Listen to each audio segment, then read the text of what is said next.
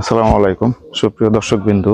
আমাদের গ্রামের পশ্চিম পাড়ায় একটা পুরনো কাঁঠাল গাছ দেখতে পাচ্ছেন, কাঁঠাল ধরে আছে। একটা অন্যরকম দৃশ্য আপনাদেরকে দেখাবো, এই জন্য ভিডিওতে আসলাম। এই গাছটার দিকে যদি খেয়াল করেন, বাড়তে বাড়তে বাড়তে বাড়তে এ পর্যন্ত আসছে। তো বাসা যেহেতু এইদিকে, তো ডালটা কেটে দিয়েছে আর এই পাশের ডালটা রেখে দিয়েছে। তো আপনারা দেখতে পাচ্ছেন যে সুন্দর হয়ে এই কাজটা পিলারের একটা কাজ করতেছে, মানে পুরো টকটাকে আহ, ধরে রেখেছে এই কাঁঠাল গাছটা। আর কোনো পিলার দেয়া লাগেনি।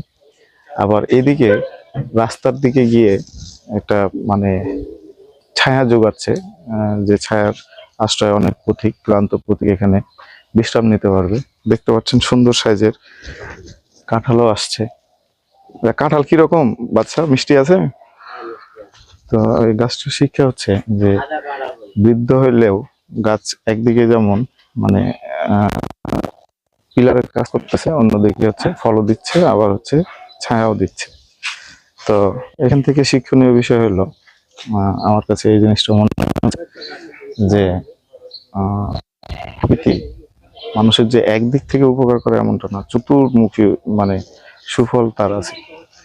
তো এই হচ্ছে আমাদের জাতীয় ফল কাঁঠাল। ভালো থাকবেন। এই গাছটা দেখে সত্যি মানে আমি অবাকই হয়েছিলাম যে এত সুন্দর হয়ে বাঁক চলে আসছে এবং পিলারেরও কাজ করতেছে। বেশ মোটা সোটাও হয়েছে গাছটা। ভালো থাকবেন। আসসালামু আলাইকুম।